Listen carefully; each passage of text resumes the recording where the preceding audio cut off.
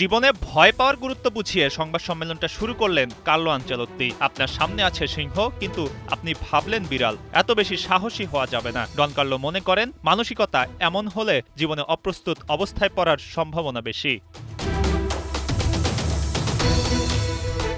বিশ্বকাপ ওপেনারে মরক্কোর বিপক্ষে নামার আগে জীবন শিক্ষার ক্লাসটা ভালোই নিলেন আনচেলত্তি। সর্বদা সতর্ক অবস্থায় থাকলে অফগার্ড থাকার সম্ভাবনা কমে যায়। ব্রাজিল যে হেক্সা মিশনে নর্থ আমেরিকায়, এই লম্বা জার্নিতে আগাতে হবে খুব সাবধানে।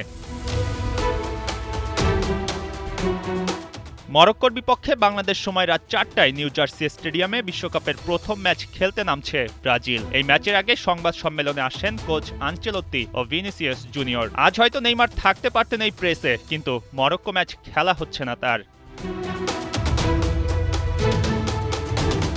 খবরটা আগেই প্রকাশ করেছিল ব্রাজিলিয়ান গণমাধ্যম। আনচেলত্তিও কনফার্ম করলেন, নেইমারের ফিরতে ফিরতে নেক্সট উইক, এমনকি আরও দেরিও হতে পারে। ব্রাজিলিয়ান সুপারস্টারের বিশ্বকাপ স্কোয়াডে থাকা নিয়ে যে উল্লাস করেছিল ভক্তরা, সেই উল্লাসে কিছুটা হলেও ভাটা পড়ল।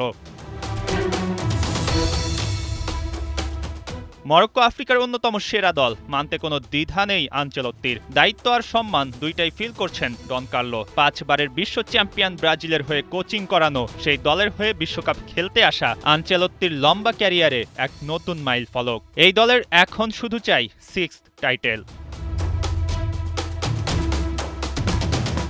ওদিকে প্রেস মিটে আসা ব্রাজিলিয়ান ফরওয়ার্ড ভিনি জুনিয়র কি বললেন? সবার কথা আসলে ওই একটাই, হেক্সা মিশন। আর ভিনি বোঝেন তার ক্যারিয়ারের অন্যতম সেরা মুহূর্ত এটা। দেশের, নিজের পরিবারের প্রতিনিধিত্ব করতে পারা এমন সময় জীবনে আসে খুবই কম।